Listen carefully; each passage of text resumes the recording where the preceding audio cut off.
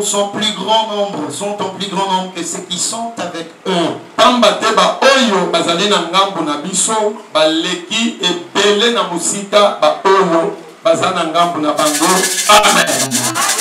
Est-ce qu'on peut acclamer très fort pour la gloire de Dieu?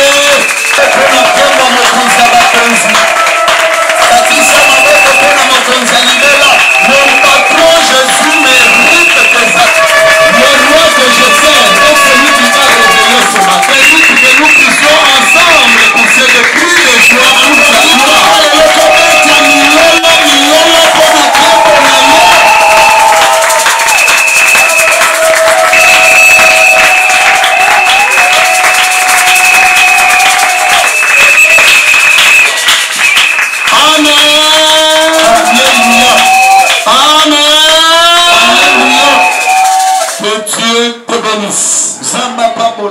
Je suis dans la joie ce matin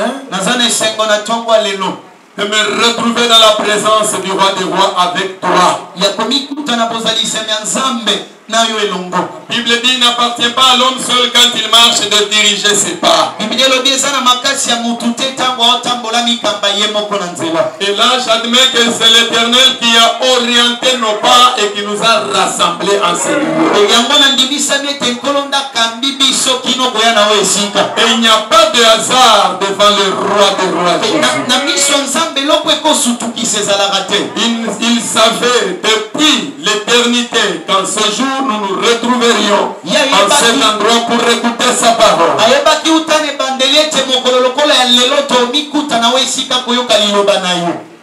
Agite la main pour saluer la présence du Saint-Esprit. Gloire à l'Éternel.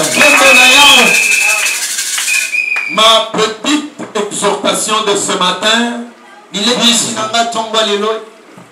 vise la fortification de ta foi. Nous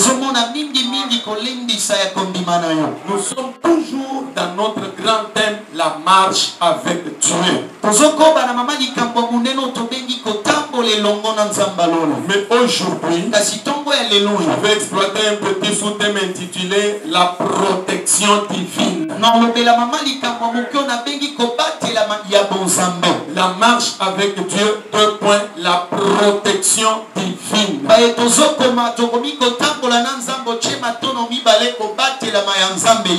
Je voudrais que chacun de nous puisse retenir ce matin que tout celui qui marche avec Dieu est toujours sous la protection du roi des rois.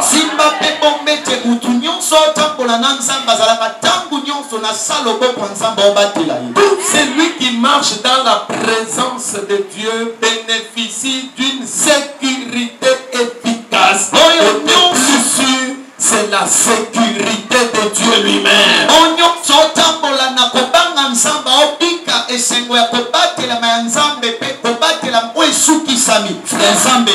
Frères et sœurs bien-aimés dans le Seigneur, il y a quelque chose de plus important. C'est la sécurité. Tout ce que nous pouvons demander à Dieu, tout ce que nous pouvons avoir, si nous ne sommes pas protégés, c'est inutile. Est-ce que quelqu'un me suit? Nous devons comprendre l'importance et la nécessité de la protection. Nous avons tout un chacun besoin de la protection de Dieu. Parce que nous sommes dans le monde. Jésus lui-même dit à ses disciples, je vous laisse dans le monde comme les brebis parmi les loups.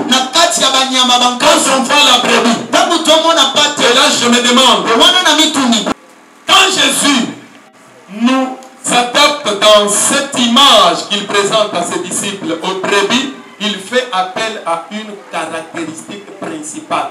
Celle qui est connue de toute brebis, c'est quoi? La paix, la douceur, la patience, la tempérance. Une brebis n'est pas conflictuelle. La brebis ne s'agite pas. La brebis est toujours calme. Et il y a du calme partout où il y a la brebis. Tangu Yesu otalisa biso na bayekoli lokola bampate. Alinga talisa lolenge songolo ekangami na bampate. Mpate ya solo azalaka mokulu te. Mpate azalaka motema ya kokita. Mpate ya solo aningana atatunisamaka te. Amen.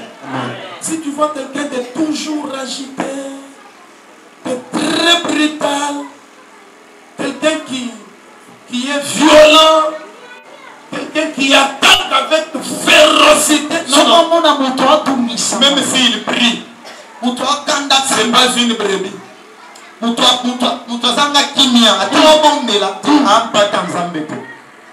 Et Jésus dit, je vous laisse comme des brebis parmi les loups. Quand on voit les loups, on voit la férocité, la méchanceté, la cruauté. Le loup est carnivore, il déchire sa proie, il mange, il boit le sang, il est tueur, il est dérobeur. Alors, une brebis et un loup ne peuvent pas vivre ensemble. L'un va dévorer l'autre. Mais Jésus nous dit à nous, je vous laisse dans le monde comme des brebis parmi les loups. C'est-à-dire, nous sommes constamment en danger, papa. Même tel que je prêche, les flèches fusent de partout. Mais heureusement, Jésus qui leur dit, je vous laisse comme des brebis.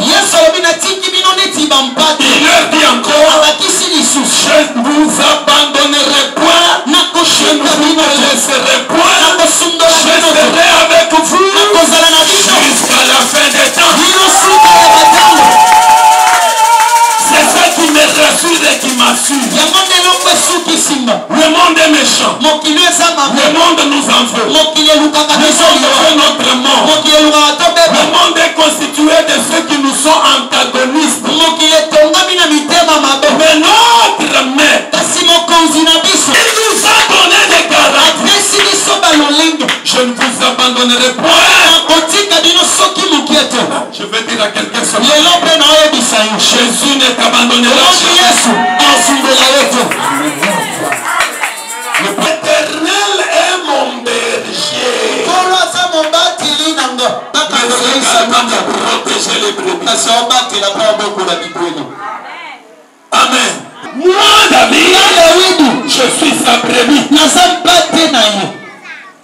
C'est que tant que nous sommes nous ici, tous nous sommes les brebis du Seigneur. Elle, lui, ensemble, nous sommes les brebis de l'Éternel. Et quand David prend cette image, je me suis toujours dit qu'il se met en tête le rôle qu'il avait joué pendant qu'il paissait les troupeaux de son père en brousse. David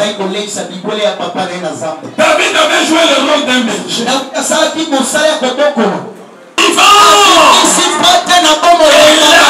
un homme qui joue le rôle de berger. Jésus lui-même, le chef de cette église, a dit dans la Bible, je suis le bon berger. Alléluia. C'est que David n'était que l'image,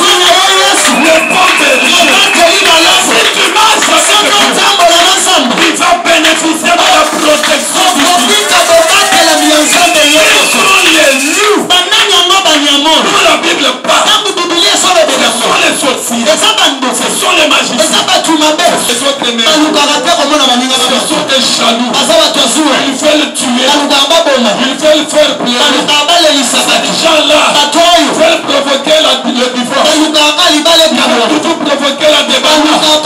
Veulent toujours que les gens soient dans la souffrance. C'est ça leur grand. Mais de notre côté, c'est lui qui fait. C'est lui qui fait sur Israël.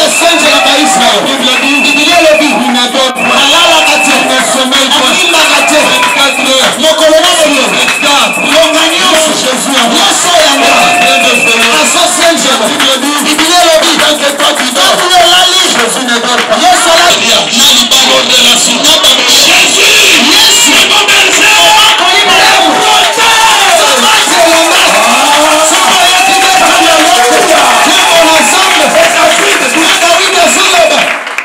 Jésus, mon berger. Comme Jésus est mon berger, c'est-à-dire il me nourrit. Il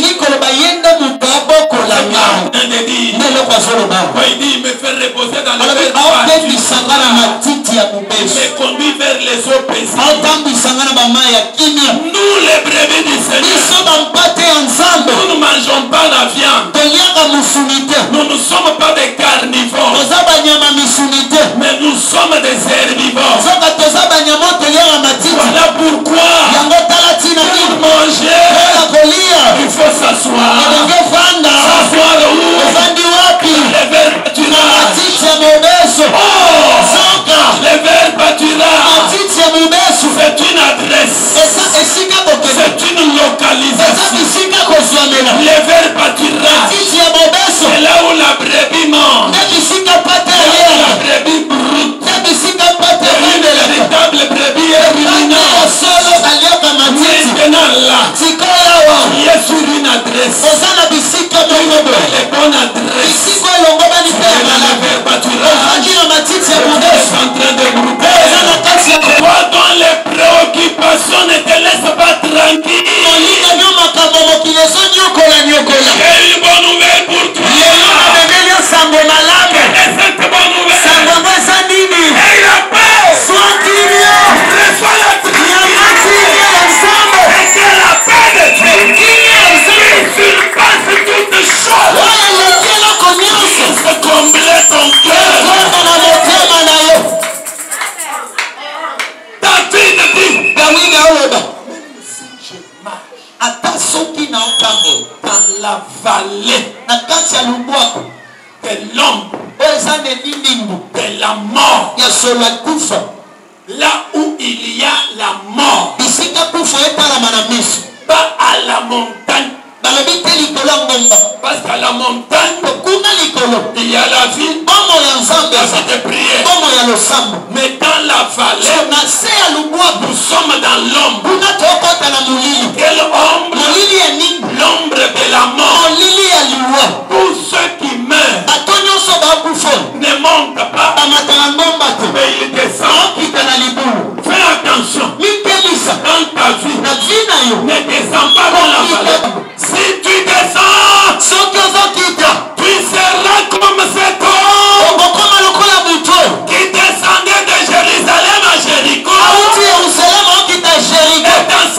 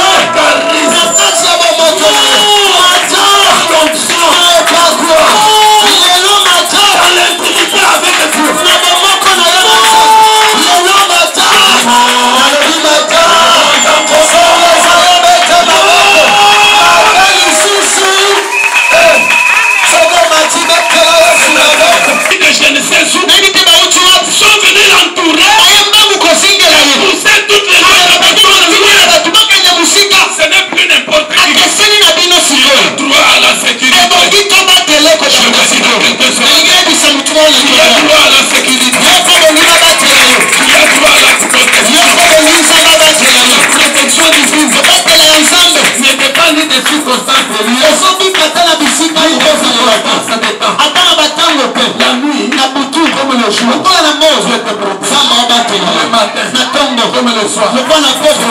Samba obatela yo. Quand tu sors. Tango obima. Quand tu y arrives. Tango okoma. Quand tu travailles. Tango osala. Quand tu termines. Tango osilisa. Quand tu rentres. Tango ozoma. Quand tu arrives à la Tango maison. okoma na ndako. Samba obatela. Likolo moto. Samba obatela. Na kati ya train. Samba obatela. Na mpempe. Samba obomba yo. Elingi obisa mutuelle. Ata na 200 Samba zana yo. Obatela yo. Ceux qui sont en voyage. Ceux qui sont en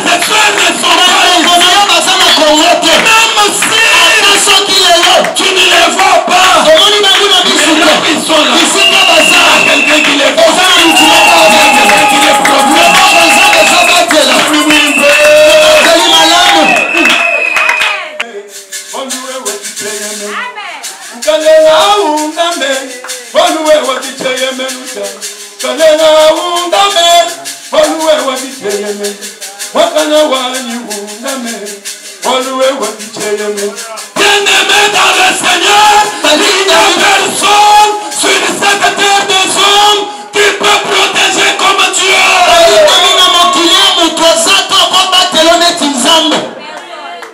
Écoutez, même ceux qui disent qu'ils protègent, eux aussi ont besoin de la protection.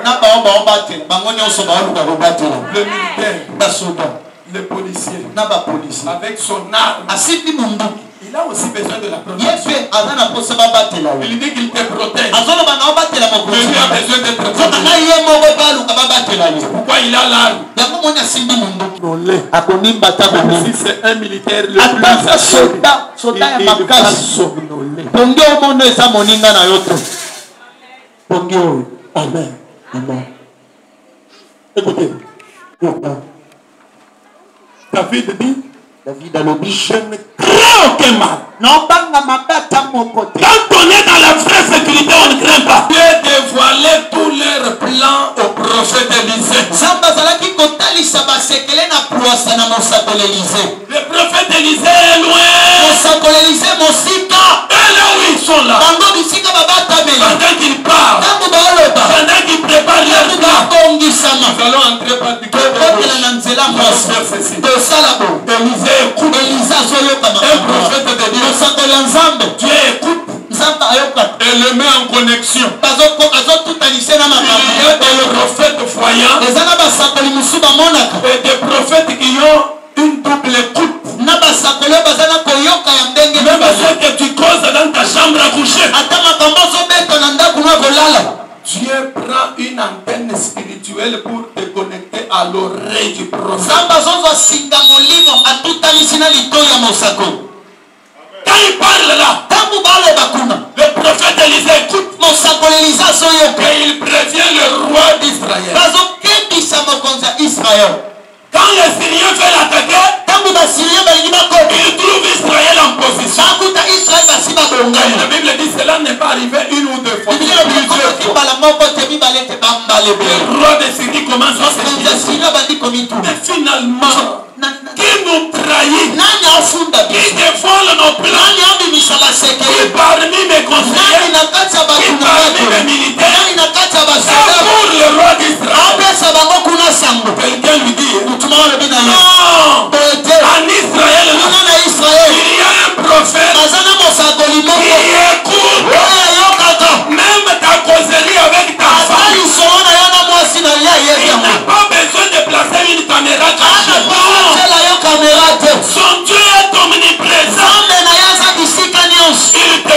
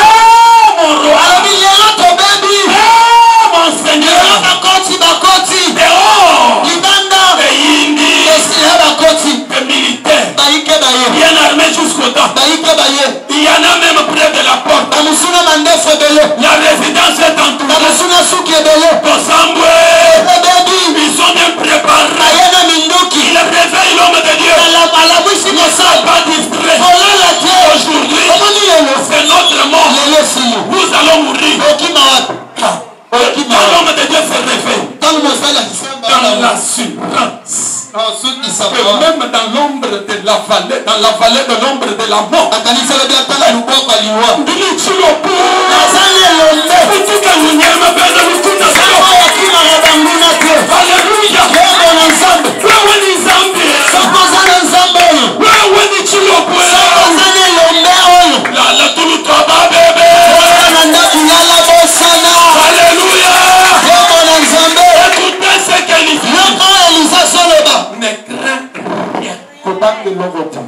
C'est ce que je te dis ce matin. Même si on parle de l'esprit des morts, ne crains rien. Même si cette maladie s'aggrave, ne crains rien. Élisée lui dit, ceux qui sont avec nous, les militaires qui montent notre sécurité à nous, sont plus nombreux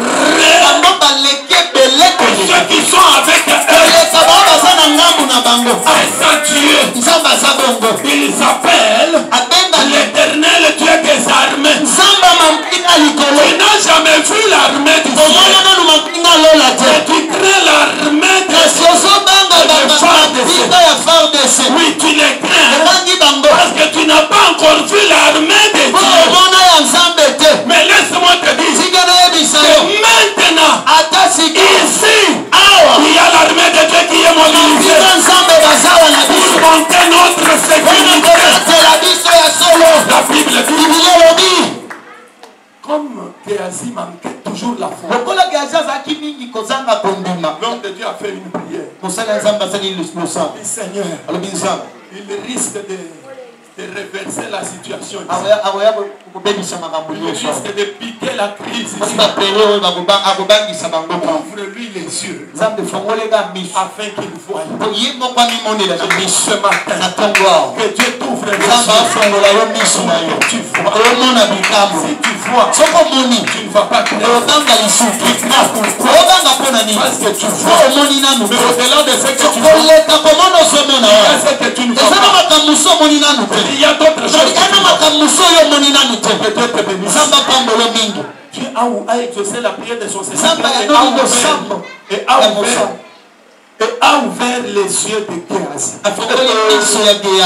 Dès que Géasi a regardé, il s'est étonné. Il a vu des chats. Il a vu des autoblindés. Il a vu des armes lourdes de guerre. Il ne voyait pas avant. Et il a constaté que cette armée qui était pour leur sécurité était plus forte et plus puissante que l'armée qui était venue les attaquer. Ne crains pas leur nom. Ne crains pas leurs armes. Ne crains pas leurs menaces.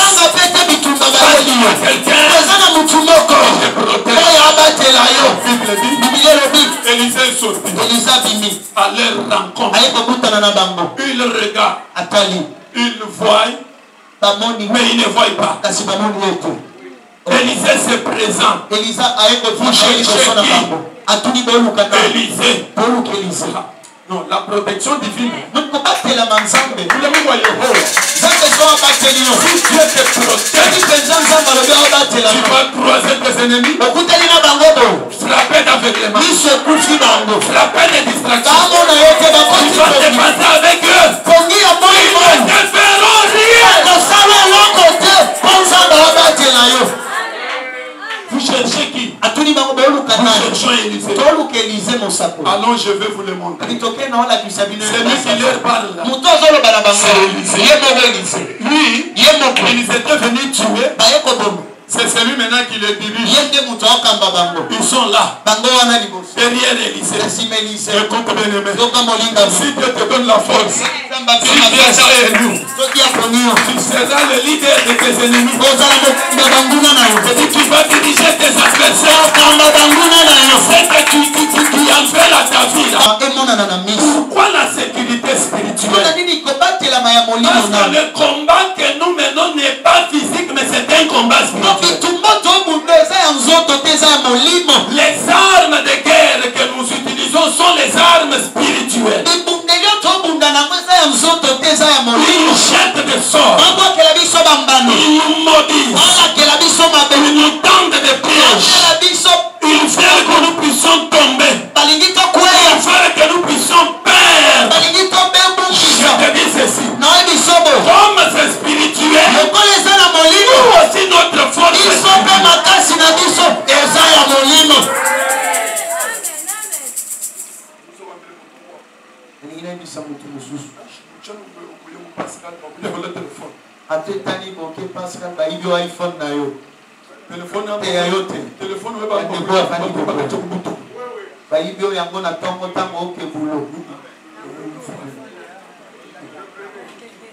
je dis ceci.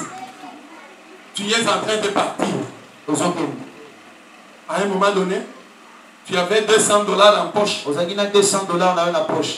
Quelqu'un qui a 2 longs doigts, comme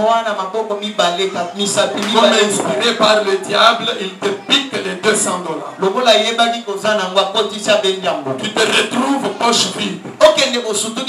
Je te dis ceci. Avant de perdre cet argent, tu l'avais perdu depuis la nuit. Le Dieu que je te prêche, il nous protège. Il nous protège nos biens. Même ton argent, tu dois le protéger. Même ton mariage, tu dois le protéger. Même tes enfants, même leurs études, tu dois les protéger. Allez, c'est un thème. David qui fait cette confession. David qui fait cette déclaration. Je m'en vais terminer déjà. A expérimenté des circonstances au cours desquelles il a palpé de ses doigts la protection efficace du Seigneur. Un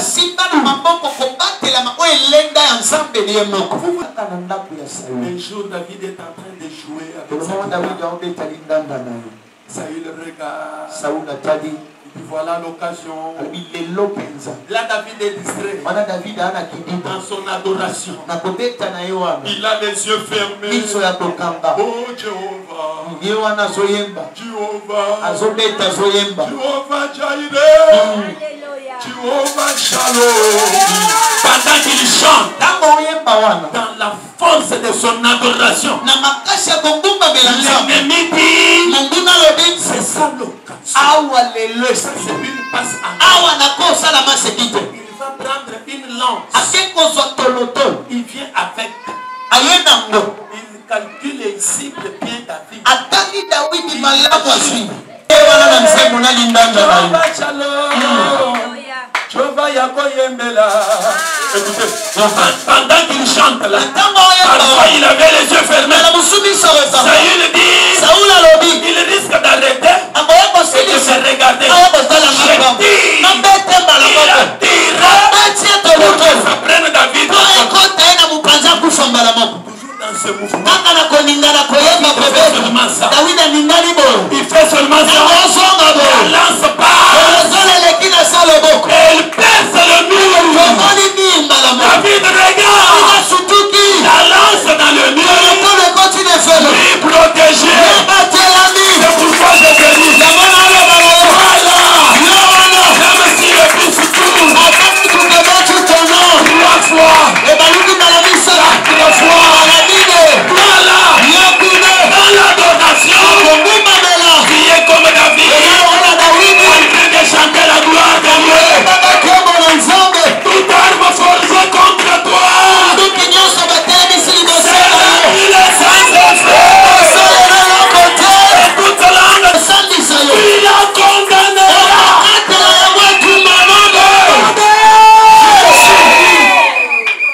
Voilà pourquoi David a raison de dire. L'éternel là est mon berger.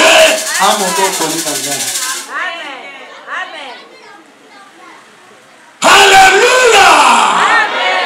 Et en fuyant Saül, une autre circonstance. David s'est retrouvé en dehors de ça.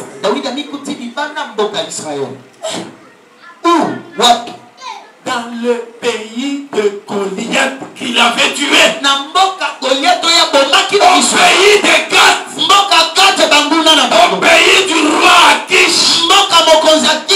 David n'a où aller. Il fuit vers le pays d'Akish. Il arrive là. Oh, au moment où il avait tué Goliath, il y avait des gens qui l'avaient. Voilà. C'est David. Non, c'est David. Ils informent le roi pour lui dire l'ennemi qui nous a infligé la défaite là. Et là, il n'est pas à chercher. Il est lui-même parmi nous. David apprend que le roi est déjà informé. Qu'est-ce que je peux faire? L'éternel est mon berger. Ah, c'est moi ça le wève michi. Ah, oh bébé.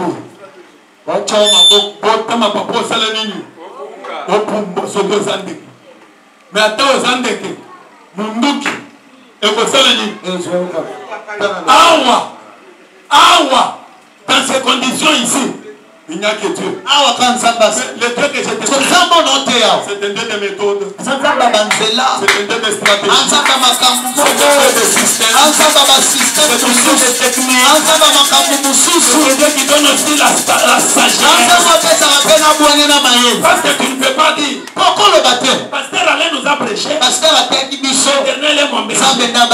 Comme le véhicule passe. L'éternel est mon berger. Je vais devant le véhicule. Tu vas mourir au nom de Jésus. Amen. Tu meurs lentement mais sûrement.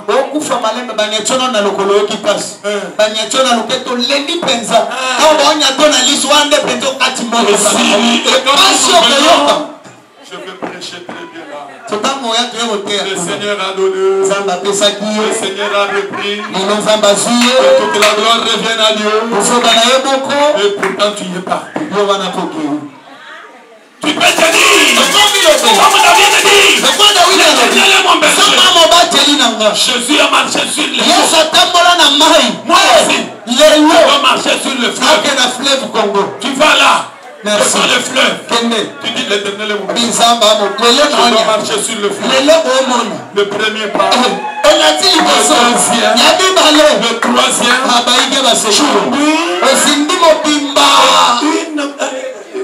Un crocodile femelle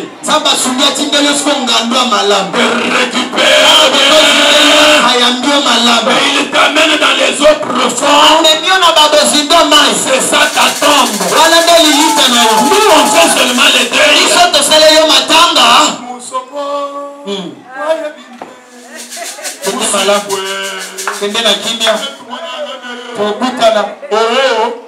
Stratégie. Est-ce que tu peux dire stratégie? Stratégie. Dans cette optique de stratégie, nous trompons la vigilance de nos ennemis pour donner à Dieu l'occasion de nous protéger. Parce qu'il est le Dieu qui protège même dans le feu, même dans la fosse au lion, même dans la prison, même devant les couloirs. Dieu qui protège. David, vois les militaires qui viennent pour la voir les militaires. David change la démarche. Il devient fou. Il ouvre sa bouche. Il commence à baver. La salive d'une manière bizarre. D'abord, il fait des insignes sur les batailles. On lui pose des questions. Il répond autrement. Il se met à danser comme un véritable fou. Pourtant il n'était pas fou.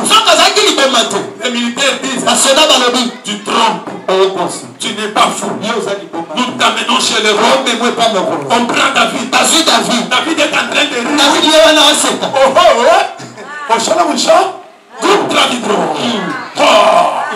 David est en train de rire. Sans père. Il va où? Chez le roi. On l'amenait pour le tuer. Quand il arrive là, le roi dit déposer le roi.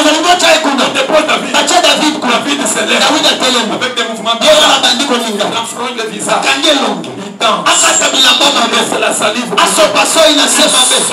Pour nos rois. Fait des mouvements incontrôlés. Quand le roi regarde, mais vous aussi. Un fou. Non, il trompe. Non, c'est un fou. Le roi, c'est David est fou. C'est le roi qui a dit. On ne discute pas avec le roi. Écoutez ce que le roi dit. Dans mon pays, il n'y a pas de fou. Pour que vous m'emmeniez quelqu'un comme ça. Moi j'ai besoin de foi. Je dois être témoin des actions bizarres.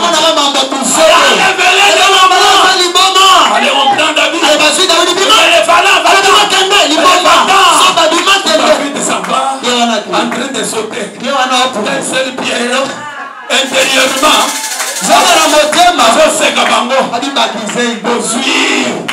Ogalisaki, hein? Et quand David traverse, il s'efface. Il arrange la barbe. Un homme normal. C'est fini. Il n'est pas bloqué. C'est ma protection. L'éternel.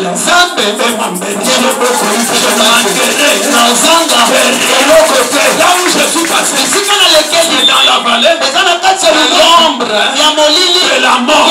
Je n'ai pris aucun mal. Avec ma stratégie, Dieu m'a sauvé. J'ai bien aimé. Quelle que soit la situation, il y a quelqu'un qui va ce que tu ne vois pas. Il te garde.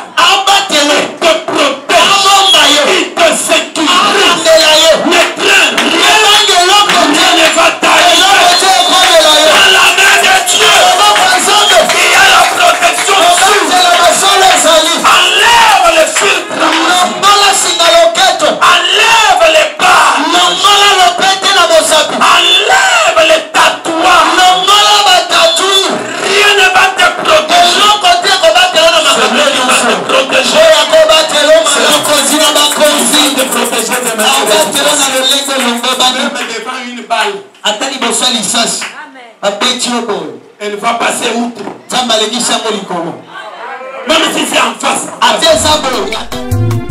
Masolo na betela moto teye Yesu yo témoignage Masolo na betela moto te oh ya témoignage Masolo ya binanga ya chambre Yesu koma témoignage Masolo ya binanga ya kati okoma témoignage Avayo na simba kisi ganda tuna Yesu témoignage Avayo na kota loge na Yesu témoignage Mokolo na matana ye na samba Yesu nanga témoignage Mokolo na lala na ye libanda Yesu akoma témoignage Mokolo na pola na ye mvula Yesu nanga témoignage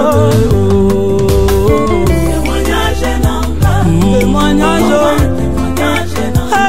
témoignage, témoignage. Panombre de bona matane mangenge, chove. Panombre de bona lala na badara wo wo wo wo wo. Na babeye kutu kolobate. Na baretrete kolebate wo kolukanzambe. Olingo yeba profondeur na vie na ngayo tuna Yesu témoignage.